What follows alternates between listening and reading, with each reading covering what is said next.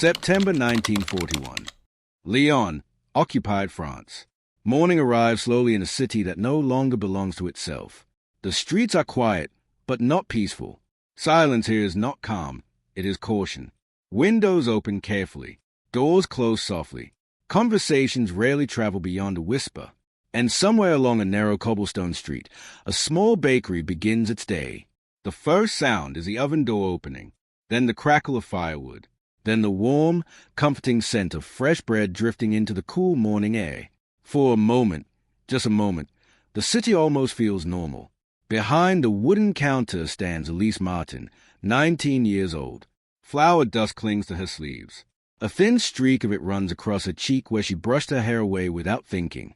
Her hands move quickly, shaping dough the way her father taught her years ago. Measure, fold, wait. A bakery teaches patience, but war does not. Before the occupation, mornings here were loud with conversation. Neighbors arguing over prices, children begging for sweet rolls, workers stopping in before their shifts. Now the customers arrive quietly. They carry ration cards instead of coins, and they stand in line without speaking, because the street belongs to someone else now. Elise glances toward the window. 2 German soldiers stand at the corner, their gray uniforms stiff, rifles hanging comfortably at their sides. They are not guarding anything specific. They are simply there, which, in occupied France, means everything. The bell above the bakery door rings. It is not a customer. The soldiers arrive before the civilians now. That is the rule. One of many rules that arrived with the occupation. 3 officers step inside, bringing the cold morning with them. Their boots leave dark marks across the bakery floor. One of them removes his gloves slowly, studying the shelves stacked with fresh loaves. The smell of bread fills the room. He smiles slightly, not kindly, just with the quiet satisfaction of someone who knows the world has tilted in his favor. Pain fray, he asks in clumsy French. Fresh bread? Elise nods politely. She does not smile. She never smiles at them, but she is careful not to frown either. Occupation teaches another skill, invisibility. She places 3 warm loaves on the counter. The officer tears into one immediately. The crust cracks open with a soft sound, steam rising into the air. Outside the window, civilians continue waiting in line. Inside the bakery, the enemy eats first. It is a small humiliation. But humiliations during war rarely arrive alone. They accumulate slowly, like dust. The soldiers sit at a small wooden table near the wall. They speak German quickly, confidently, assuming the young baker behind the counter understands nothing. But Elise listens. Not intentionally at first.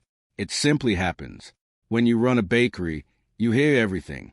The officers complain about supply routes, about weather-slowing convoys, about commanders in Paris who make decisions far away from the front lines. Small details, unimportant things. But war is often decided by small details. Elise continues kneading dough while they talk. Her movements remain steady. Measure, fold, wait. Yet something about the conversation catches her attention. One officer mentions trucks arriving late at night. Another mentions radio equipment moving through the city. They laugh about confused patrol routes and officers who cannot read French street signs. The information means nothing to them, just conversation over breakfast. But to someone else, it might mean everything. The soldiers finish their bread and stand to leave. One tosses a few coins on the counter, more than the bread costs. Not generosity, just convenience. Then the door closes behind them, and the bakery returns to its quiet rhythm. A few minutes later, the civilian customers enter. A tired mother with 2 children, an elderly man who always buys the smallest loaf available, a factory worker who never makes eye contact with the German patrols outside. Life continues, but the city feels thinner somehow, as if a layer of safety has been peeled away. Elise wraps bread in paper and hands it across the counter, yet her mind drifts back to the soldiers' conversation. Trucks, radios, night deliveries.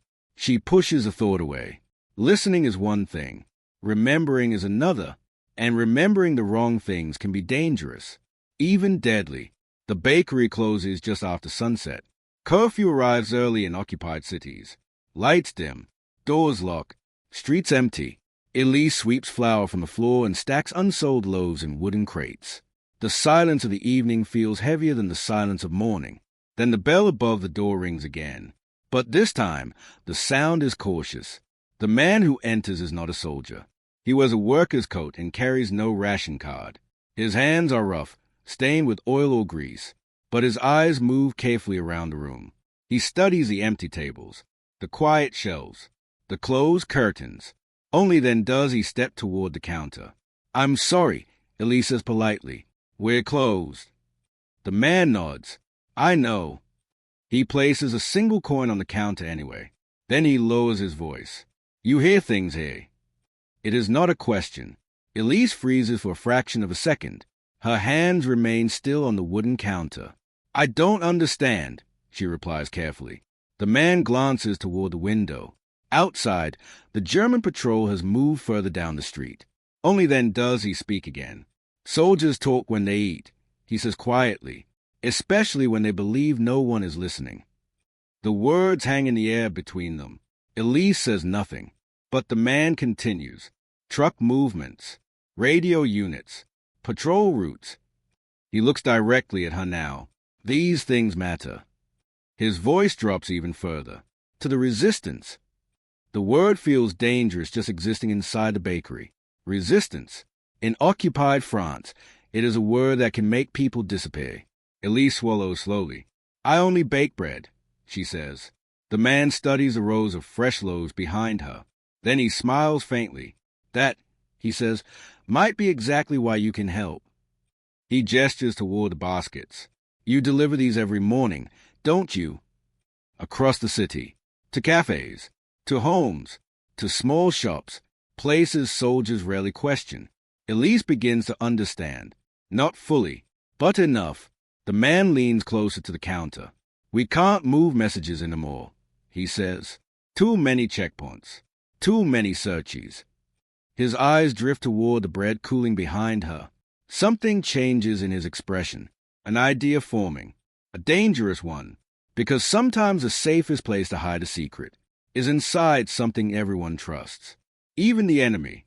The man straightens his coat and steps toward the door. Before leaving, he pauses. "Think about it," he says quietly. Then he disappears into the dark street.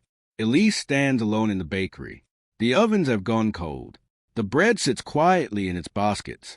Ordinary loaves. Harmless. Yet the idea now lingers in her mind.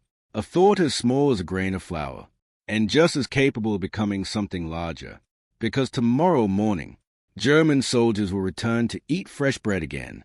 And soon, if Elise makes one impossible decision, some of those loaves may carry more than food. They may carry war itself.